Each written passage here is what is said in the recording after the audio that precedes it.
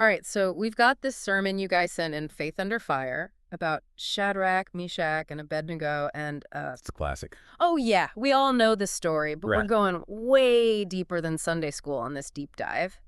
You ready to fire up some insights? Absolutely. This story, it just resonates across cultures and centuries. Yeah. Let's see what makes it so enduring. And these guys were living as captives in Babylon. Can you imagine that pressure?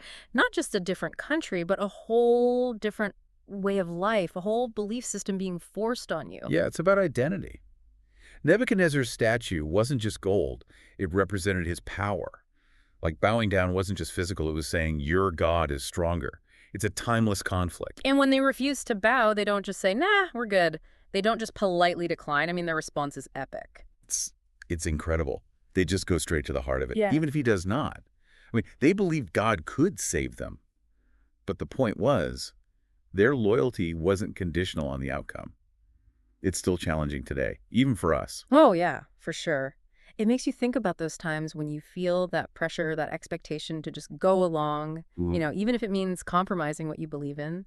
It's never easy, is it? Never is. It's a battle we all face in different ways. You're right. And talk about remarkable, they get tossed into this furnace, right? I mean, cranked up to unimaginable levels. And I bet Nebuchadnezzar thought that was it, like they'd crumble under the pressure.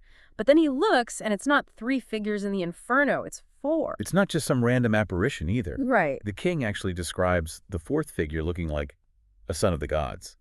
And this little detail, it changes everything. It's not just about being saved from the fire now, but with someone in the fire.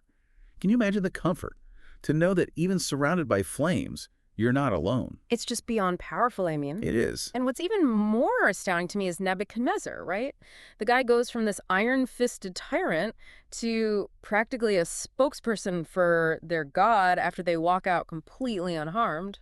It's a total transformation and such a key part of this story because he witnesses something so powerful in their defiance and their survival that he can't deny it. It proves this crucial point. Faith isn't meant to be some private thing. It has this power to reach out and impact the world. Here you have a king, the peak of his power, and he's fundamentally changed by the faith of these three guys. That's huge. Makes you think, what kind of impact could our own acts of faith, our moments of standing firm, have on those around us? It's a question worth thinking about. What if we viewed our own fiery furnaces, those moments of intense challenge, not just as personal trials, but as opportunities to reveal something to others about the nature of faith, about resilience, to people who might seem totally opposed to it? It's a powerful thought, isn't it? It really isn't. We've talked about the weight of conforming, the courage it takes to stand alone, even when it feels like you're staring into the inferno. Yeah. But there's this other layer to the story, this part about Naomi from the sermon. How does she fit into all of this? It's a fascinating connection. Naomi, in the book of Ruth, she experienced incredible hardship and had to cling to her faith when everything felt like it was falling apart. Yeah, you can't imagine the grief. Losing her husband and both her sons. Exactly, and it made her question everything, even God. But eventually she sees this glimmer of hope, this thread of faithfulness, even through the pain.